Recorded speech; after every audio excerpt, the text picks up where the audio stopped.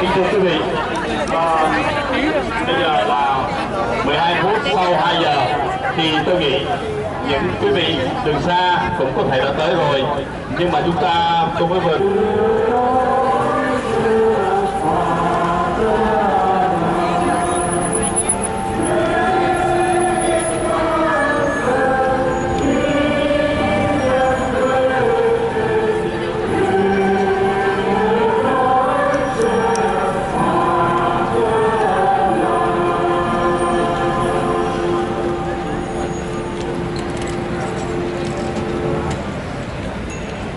Và sau đây chúng ta sẽ cử hành lễ chào cờ Việt Nam quốc gia.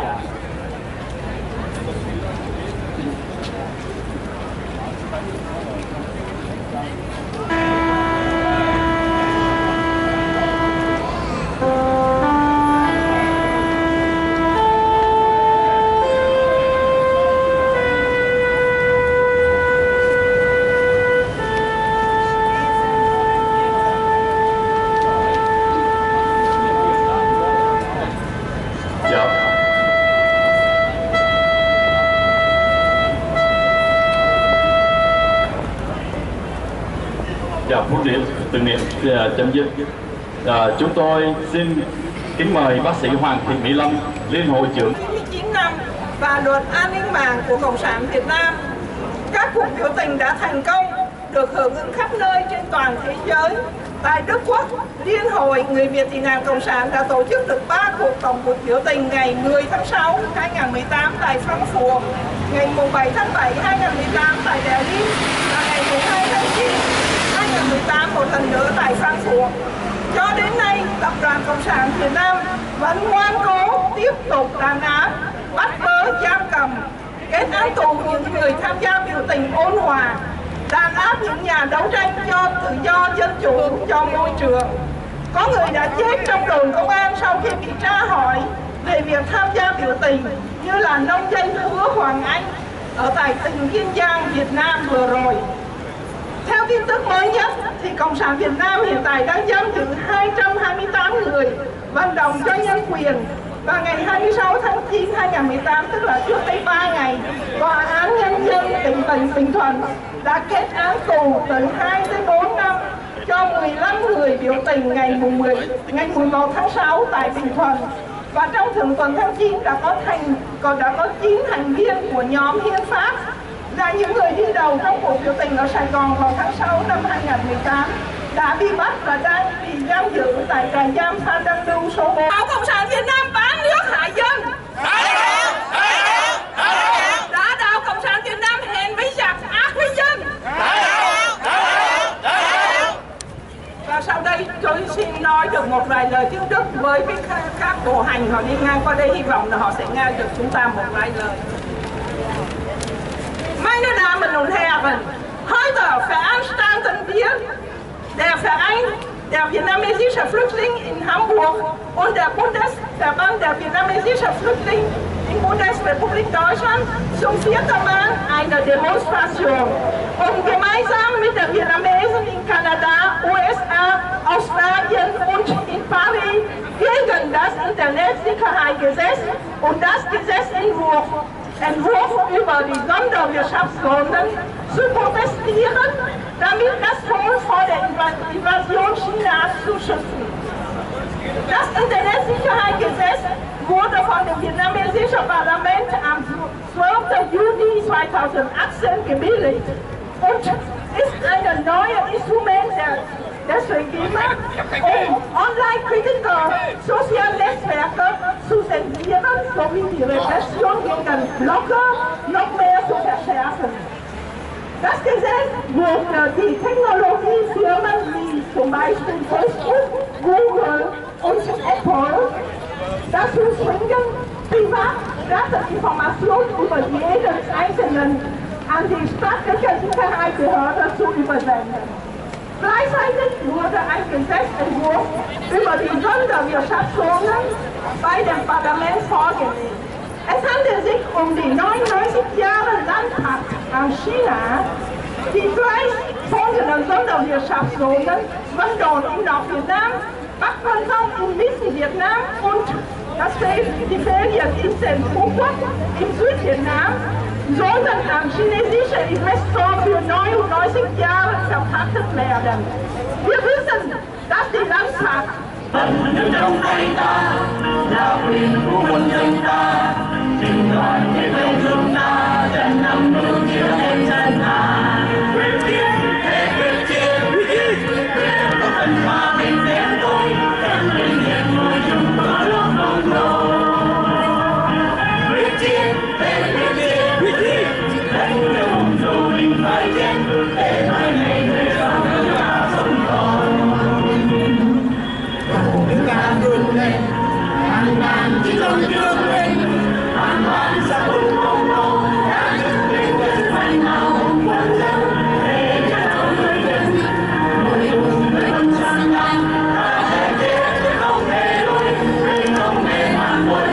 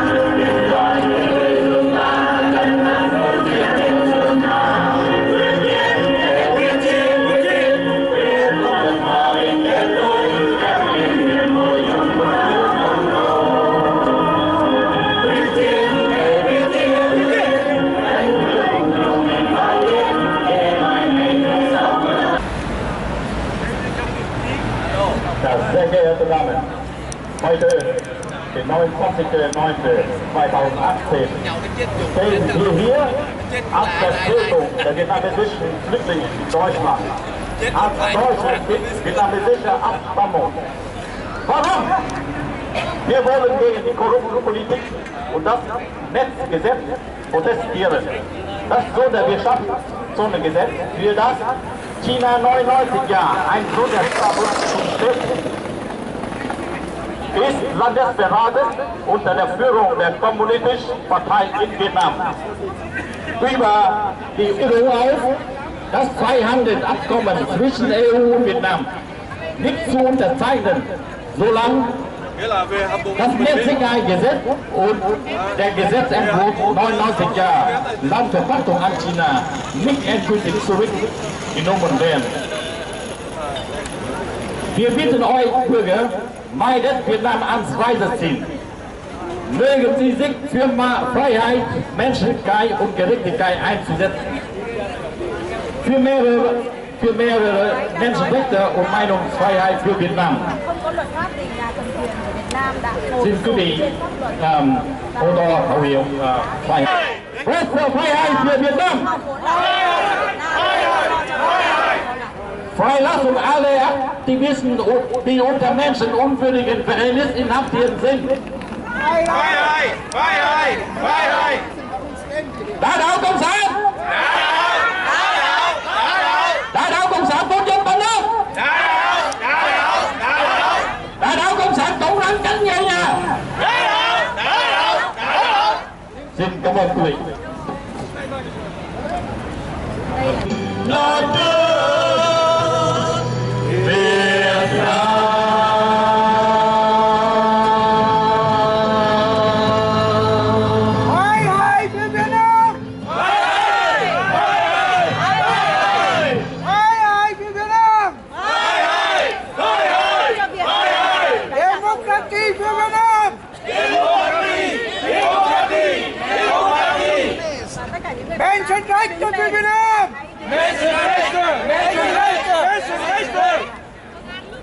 Dạ, bây giờ chúng tôi xin kính mời một vị cao niên nhất trong ngày hôm nay, tôi nghĩ có lẽ bác đã chích. Và tôi sẽ cùng nắm tay cùng đồng bào tôi để tôi đi trên con đường cứu nguy tổ quốc, thì tôi lại cảm thấy khỏe khoắn và phấn khởi vô cùng. Một điều nữa là khiến cho tôi cũng hết sức là cảm động, là bởi vì trong cái cuộc gặp gỡ biểu tình chiều hôm nay, tôi được gặp lại những khuôn mặt cũng già nua như tôi. Và đặc biệt tôi lại được gặp một cụ bà quả phụ hôm nay cũng có mặt ở đây cùng với con gái và cháu nội. Điều này đã khiến cho tôi vô cùng cảm động và xúc động vô cùng. Cụ nói một câu rằng còn gì nữa đâu, thật quả là như vậy. Chúng ta chỉ còn nhau thôi, bỏ nhà bỏ cửa bỏ quê hương xứ sở ra xứ người, đó là một điều đau xót.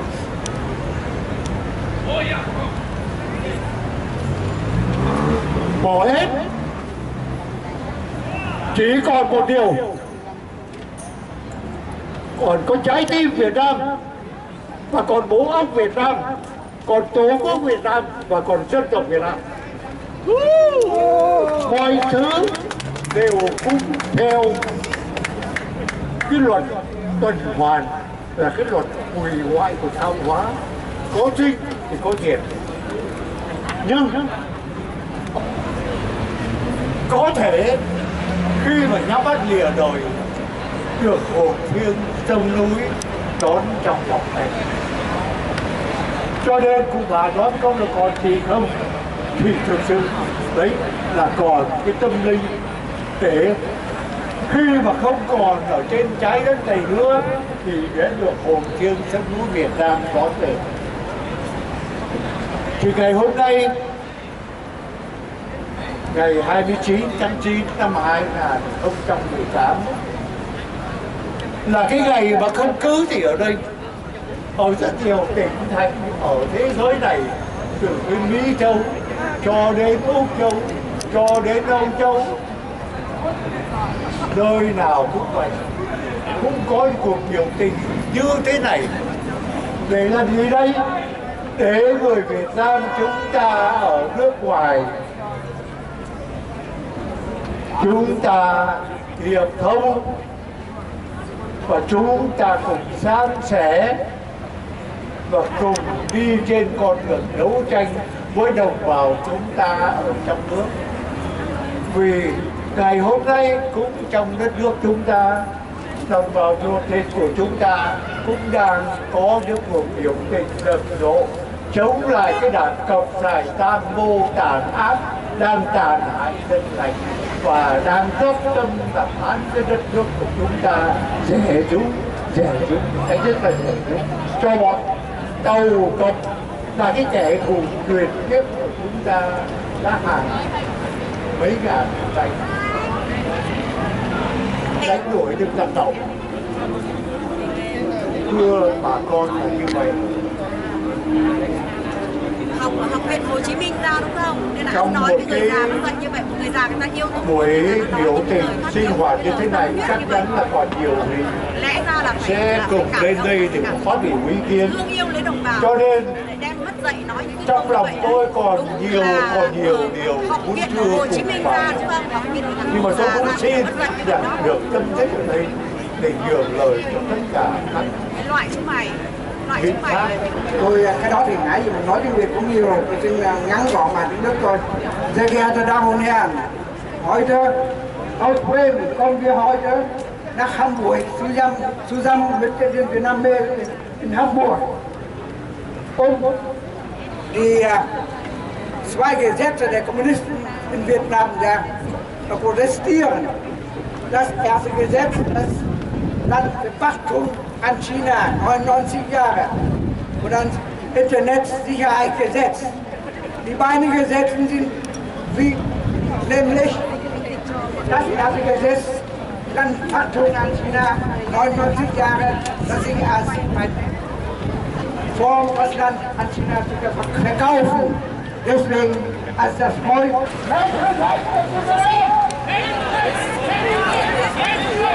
chúc quý vị thành công. Xin cảm ơn ông Trần Văn Ca và xin quý vị cùng đồng ca bài Phải Lên Tiếng.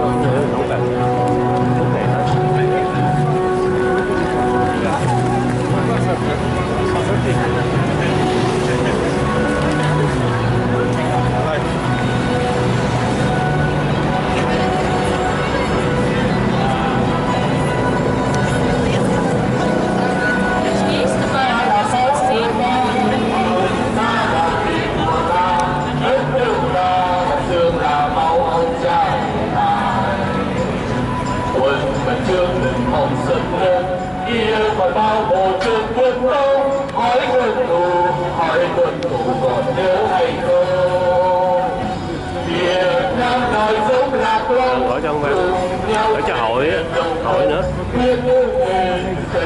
Thành tôi sẽ gửi. Thành tôi sẽ gửi. Không để đất vào tay quân thương, dân của ta hùng lên anh dũng, sống oai hùng, sống kiên cường giỏi lại biển Đông. Đừng im tiếng mà bài lên tiếng khi quân thù vào nước quê hương, đoàn kết lại trên biển Bắc miền thầm lộng hồ thiên.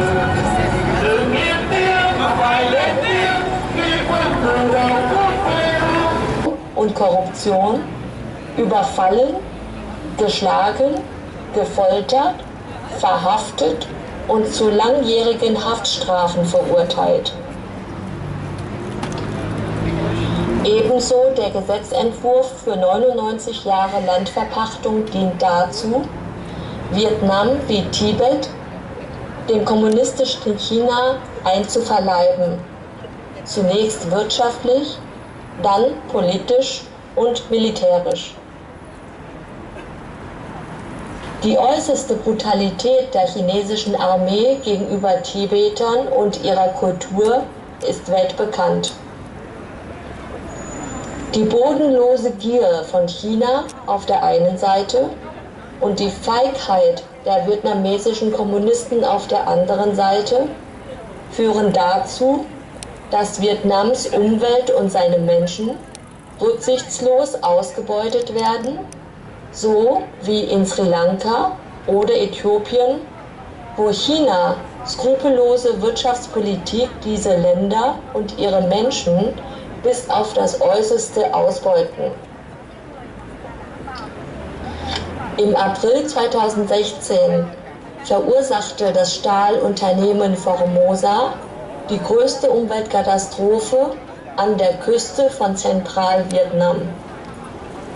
Ihre Folgen bedrohen die Existenz von Millionen von Menschen, Tieren und Pflanzen für lange Jahrzehnte.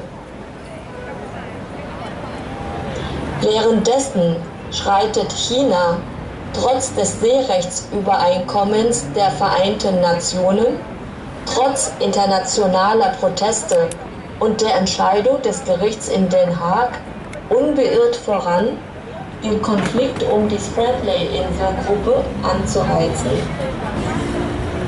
Hunderte Kilometer vom eigenen Festland entfernt baut China künstliche Insel auf, um internationale Gewässer und den Luftraum unter seine Kontrolle zu bringen. Dieses Verhalten bedroht den Weltfrieden, die Weltwirtschaft und den Wohlstand. Als Vasall von have overcome their fear and taken to the streets. They don't want to hesitate any longer, but to get involved and to contribute to get rid of this communist dictatorship in Vietnam as soon as possible. In the current phase of our history, frankly speaking, we should not only discuss the question of whether special economic zones yes or no, or whether net security law yes or no, but the question of how to remove the communist dictatorship in Vietnam forever. because everything is at stake and because it is not less than about the survival of the Vietnamese nation. Ladies and gentlemen, we want these corrupt, inhuman, treacherous and criminal communist rulers to be eliminated as soon as possible. Today, together with the people in Vietnam, we want to go out onto the streets to raise our voices and maintain the pressure from the street as long as required until this communist system is removed. We want the replacement of the Vietnamese communist regime. And therefore we say very clearly, down with the communist dictatorship in Vietnam. Down with the Vietnamese communists selling our country to the Chinese. Down with the Vietnamese communists betraying the interests of the Vietnamese people.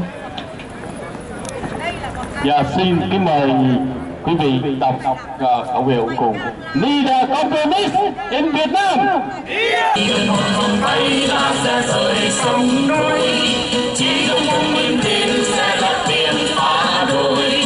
Đốt tiền dòng hưng hùng kiêu lòng sâu, bùng bùng lên hơi đốt tiền rồi toàn thế giới, bùng bùng lên hơi đốt tiền rồi tiền thôi.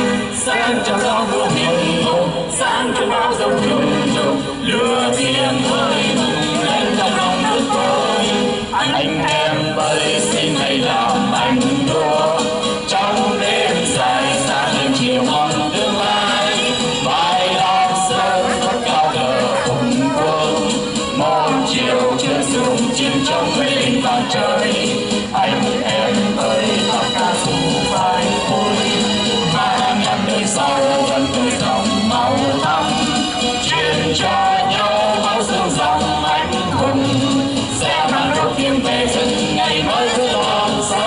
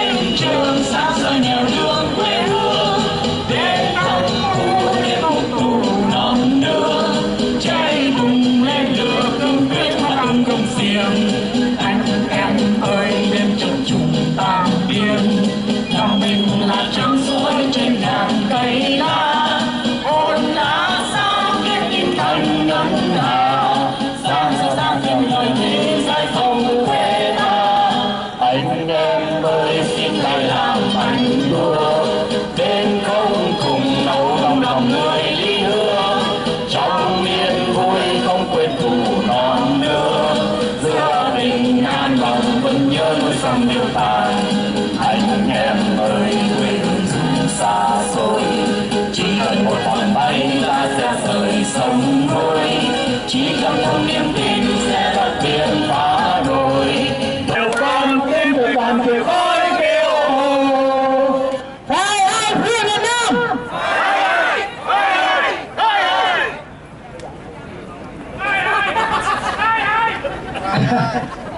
bây giờ quý vị nói for Việt Nam nha. Hai hai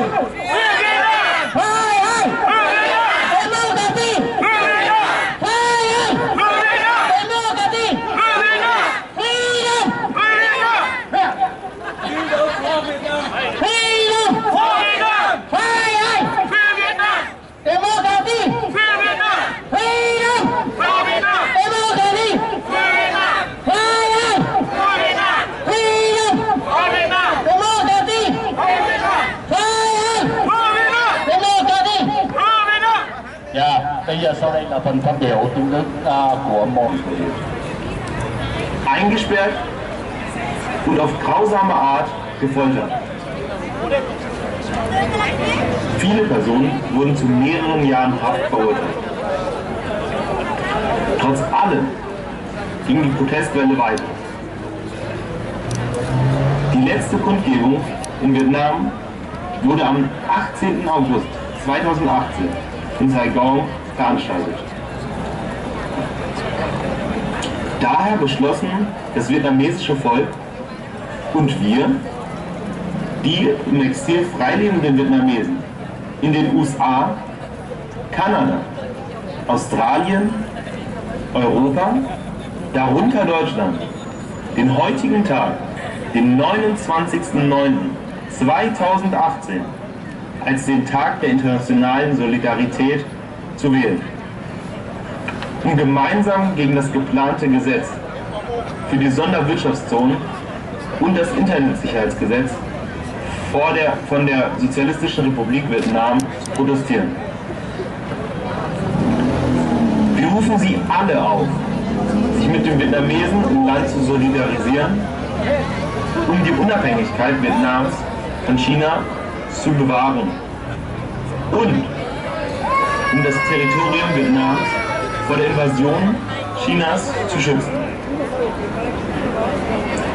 Wir rufen auch jeden Bürger der Welt auf, Schulter an Schulter mit uns zu stehen, die Meinungsfreiheit und die Pressefreiheit für alle Menschen in Vietnam zu fordern. Sehr geehrte Damen und Herren. Và giờ đây xin kính mời quý vị cùng đồng ca bài Việt Nam tới chúng tôi.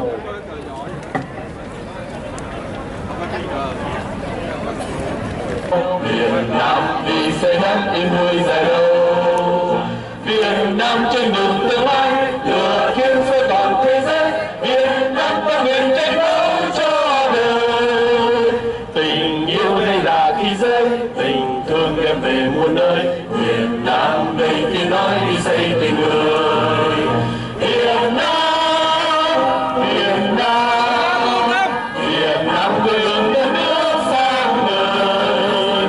Việt Nam, Việt Nam, Việt Nam muôn đời.